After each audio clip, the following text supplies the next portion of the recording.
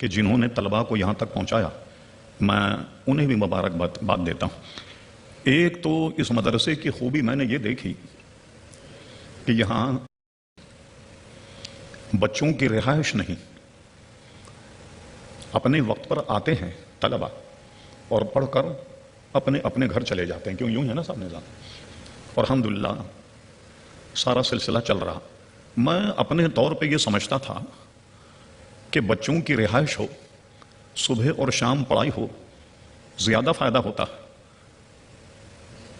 اور رہائش نہ ہو، آدمی کی اپنی مصروفیات ہوں تو ایسی تعلیم ایک جزوی تعلیم ہوتی ہے، لیکن میں سمجھتا ہوں کہ اس میں بھی مفتی صاحب نے بہت بڑی کامیابی حاصل کی۔ رہائشی مدرسے کا اتنا درد سر ہے، میں تو اب معذور ہو گیا، ڈائلیسس کا مریض ہوں، فالج بھی مجھے ہو گیا، ایک عرصے دراز تک میں نے دارالعلوم امجدیہ چلایا۔ رہائشی مدرسے میں اتنے مسائل ہیں کہ آدمی اندازہ نہیں لگا سکتا، اور ایسا مدرسہ جس میں رہائش نہ ہو اور کامیابی سے چل رہا، یہ بہت بڑی بات ہے۔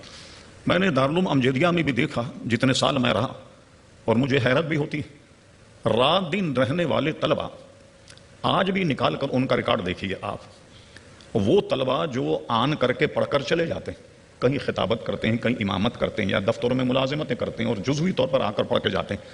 ہر سال میں نے دیکھا کہ وہ طلباء جو رہتے ہیں، جن کا کام ہی رات دن پڑھنا لکھنا ہے، نسبتاً ان کے نمبر کم آتے ہیں، باہر سے آنے والے طلباء کے نمبر زیادہ ہوتے ہیں۔ یہ سمجھ میں نہیں آئی بات؟ اللہ اکبر، ساری سہولتیں، درود شریف پڑھ لیں بلند آواز سے، اللہم صلی علی سیدنا مولانا محمد معدن الجود والکرم علیہ وبارک وسلم۔ اب رہائشی نظام سنیے، یہ میں اس بات کی مبارکباد دے رہا ہوں کہ یہاں بچے کھاتے پیتے نہیں ہیں، پڑھ کر چلے جاتے ہیں، اور ہمارے یہاں رات دن ہوتے ہیں، موجود ہے، لیکن تعلیم کا معیار گرتا جا رہا ہے۔ ہم بھی قصوروار ہیں، اساتذہ بھی قصوروار ہیں، بچوں پر تو ہم بعد میں ڈالیں گے۔ بہرحال یہ سارا سلسلہ ہوا یہ۔ اب میں رہائشی مدرسوں کا بتاتا ہوں۔ دارالعلوم امجدیہ کا سنگ بنیاد 1960 میں رکھا گیا۔ حضرت عبد القادر جیلانی رحمۃ اللہ علیہ، جو حضور غوث اعظم رضی اللہ عنہ کے پوتے تھے، اور اس زمانے میں سفیر عراق بھی تھے۔ اور یہ عجیب بات ہے کہ عراق کی جتنی حکومتیں بدلتی گئیں، مگر سفیر حضرت سید عبد القادر جیلانی صاحب ہی رہے، جن کا گلشن اقبال میں مزار ہے اور مدرسہ ہے، وہی سفیر رہے، انہوں نے سنگ بنیاد رکھا۔ میں کام اگر ہو تو لوگوں کا تعاون، احباب کا، 1960 61 62 سے میں کسی نہ کسی طور پر دارالعلوم امجدیہ سے وابستہ تھا۔ آپ کو یقین آنا چاہیے، 60 کے بعد جب مدرسہ چلا، طلباء اس میں آن کر کے رہ گئے، سب سے بڑا خرچ مدرسے کا گوشت کا ہوتا ہے۔ آج یہ 2013 چل رہا ہے، آج تک دارالعلوم امجدیہ کو گوشت خریدنا نہیں پڑا، کوئی نہ کوئی اللہ کا بندہ دے جاتا ہے، اور دوسرے مدرسوں کو ہم دیتے ہیں کہ بھئی کہیں خراب نہ ہو جائے۔ صبح ناشتہ، دوپہر میں بکرے کا قورمہ، جو آج کل اچھے خاصے کھاتے پیتا آدمی بکرے کا قورمہ نہیں کھا سکتا، وہ بچے کھاتے ہیں۔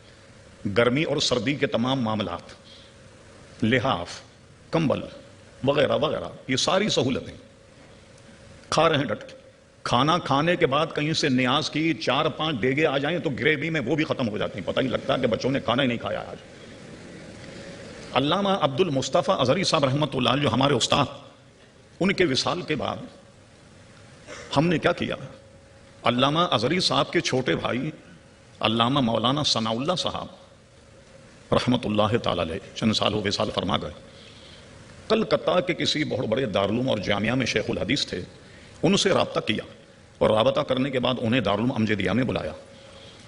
1 سال انہوں نے دور حدیث ہمارے یہاں پڑھایا، علامہ مولانا ثناء المصطفیٰ صاحب رحمۃ اللہ تعالی علیہ۔ وہ امجدیہ میں پڑھا رہے تھے تو دارالعلوم نعیمیہ کی دستار بندی کا جلسہ ہوا، تو میں اور علامہ ثناء المصطفیٰ اس جلسے میں شرکت کے لیے گئے۔ یہی بات میں نے وہاں کہی کہ صاحب آج کل تو طلباء کو وہ سہولتیں ہیں لیکن پھر بھی نہیں پڑھتے، صبح الگ کھا رہے ہیں، دوپہر میں الگ کھا رہے ہیں، رات میں الگ کھا رہے ہیں، پڑھ کے نہیں دیتے۔ تو مولانا ثناء اللہ صاحب نے تقریر میں کہا، مولانا بات یہ ہے آپ بچوں کو اتنا کھلا کھلاتے ہیں کہ یہاں تک بھر جائے تو علم کی جگہ ہی نہیں رہتی، تو علم کو سیکھو، علم کی جگہ ہی باقی نہیں رہتی، اتنا آپ نے کھلا دیا۔ ہم نے اپنے استاد علامہ عبد المصطفیٰ ازہری صاحب سے سنا کہ بہت لمبی داستان ہے، مولانا سردار احمد صاحب محدث اعظم پاکستان رحمۃ اللہ تعالی علیہ، یہ امرتسر کے قریب گرداسپور کے رہنے والے تھے۔ لاہور آئے، میٹرک پاس کرنے کے بعد انٹر کرنے پٹواری کا امتحان دینے، پٹواری کا امتحان دینے آئے تو لاہور میں حجت اسلام حضرت اللہ مولانا حامد رضا خان صاحب رحمۃ اللہ علیہ جو اعلیٰ حضرت کے بڑے فرزند وہ مناظرے میں آئے، اور مولانا ایک طالب علم کی حیثیت سے اس مناظرے میں پہنچ گئے کہ دیکھیں کہ علماء کی کیا بحث ہوتی۔ حجت الاسلام مولانا حامد رضا خان صاحب دیکھنے میں اتنے حسین اور جمیل تھے کہ جب وہ پان کھاتے تو پیک جب نگلتے تو گلے سے نظر آتی تھی، اتنے حسن و جمال کیا۔ مولانا سردار احمد صاحب نوجوان انہیں دیکھ کر دل دے بیٹھے، اور جہاں جا رہے ہیں حجت اسلام پیچھے پیچھے چل رہے ہیں۔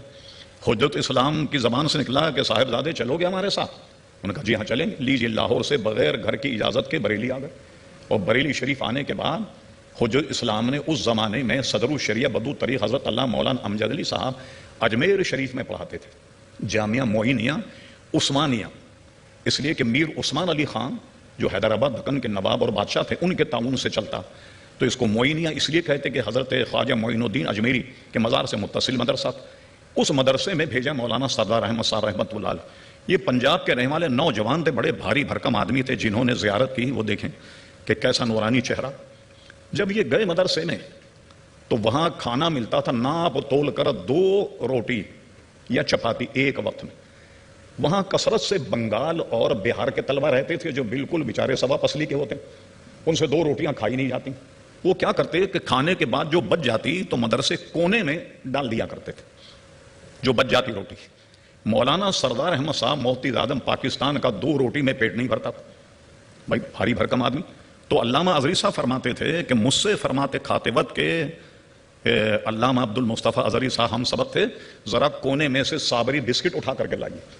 اس سوکھے روٹی کا نام صابری بسکٹ رکھا تھا، تو وہ جناب سوکھی روٹی لائی جاتی اور بقیہ اپنی بھوک کی ضرورت حضرت علامہ شیخ الحدیث رحمۃ اللہ علیہ اس سے پوری کیا کرتے تھے۔ اب مجھے بتائیے، جس زمانے میں ہم لوگ سوکھی روٹی کھاتے، دال روٹی کھاتے تھے، اس زمانے میں پڑھائی کا کیا عالم تھا، علم کا کیا معیار تھا؟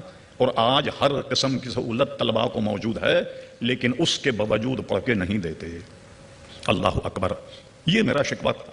تو مولانا کو مبارک یہ دے رہا تھا کہ وہ مدرسہ کا جس میں کوئی ایسی آسائش نہیں کہ آئیں پڑھیں اور چلے جائیں، اور اس کے باوجود بھی الحمدللہ نتیجہ اتنا ہے کہ ایک خاصی تعداد طلباء کی اس مدرسے میں پڑھ رہی ہے، اور یقیناً مجھے جیسے مجھے بچوں سے معلوم ہوتا ہے انہی میں سے کچھ مفتی نکلیں گے، انہی میں سے کوئی مدرس نکلیں گے، انہی میں سے کوئی شیخ الحدیث لکھیں گے۔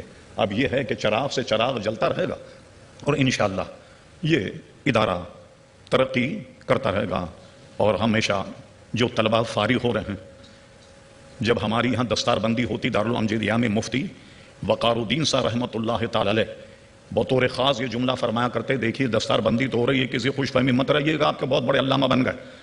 فارغ ہونے والے طلباء کو تو طلاق کی قسمیں بھی معلوم نہیں کہ طلاق کی قسمیں کیا ہوتی، آپ کو تو پٹری پر چڑھا دیا ہے، اب آگے بڑھیے، آپ چلیے، آپ کا اب اس کے بعد ترقی کیجئے، یہ اب آپ کا کام ہے۔ صلاحیت پیدا کیجئے، مطالعہ کیجئے کتاب کا، اور آج کل کا مزاج یہ ہو گیا اور آپ کو پالا پڑا ہوگا، ہر آدمی اب پوچھے مسئلہ تو آپ کہیں امام اعظم ابو حنیفہ کا قول یہ ہمارے لیے بہت کافی ہے، امام اعظم کا قول۔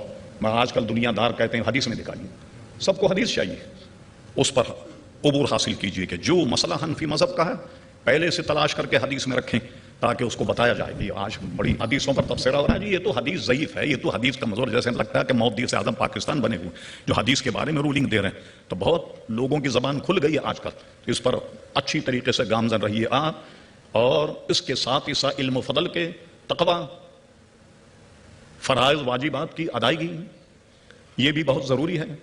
اپنے زیر اثر جتنے حضرات ہیں ان سب کو اپنے مذہب اپنے مسلک پر گامزن رکھنا، اپنے خاندان اپنے گھر میں تبلیغ کرنا، محلے میں تبلیغ کرنا، یہ بھی ایک ضروری کام ہے۔ تو مجھے امید ہے کہ آپ ان اصولوں کو سامنے رکھیں گے تو اللہ تبارک و تعالیٰ ایک اچھا عالم بنائے گا آپ، اور دنیا داروں سے کبھی آپ توقع مت رکھیے گا کہ آپ ان کے لیے نہیں پڑھ رہے، آپ کیا بھائی دنیا والے لوگ قدر نہیں کرتے، ایک اچھا عالم اگر ہے تو آج بھی اس آدمی کی قدر ہے۔ بتائیے مولانا مفتی اکمل صاحب، بھائی آج قدر کرتے ہیں لوگ یا نہیں؟ مفتی منیب الرحمان صاحب، یہ مدرسے دارالعلوم کے پڑھے ہوئے ہیں یا نہیں؟ تو دیکھیے آج ان کی قدر ہے یا نہیں. اسی طرح وہ لوگ جو نظریاتی کونسل کے ممبر ہیں، جن کا پروٹوکول ایک سینیٹر کے برابر، وہ کون ہے؟ وہ اپنے مدرسوں کے پڑھے ہوئے ہیں یا نہیں؟ تو یہ مت سوچئے کہ آپ دنیا والے آپ کی قدر کریں گے. میں علماء ہیں، صرف فرصت ملے تو اسے ذرا دیکھ لیجئے گا. مسند امام اعظم میں کتاب العلم میں پہلی یا دوسری حدیث یہ ہے، اس کو رہنما اصول بنا لیں آپ. اس کے بعد میں گفتگو ختم کرتا ہوں، میں اپنی طاقت سے زیادہ بھول گیا. اور دعا فرمائیں کہ اللہ تعالیٰ میری طبیعت کو بحال فرمائے، پہلی کی طرح بولنے لگ جاؤں.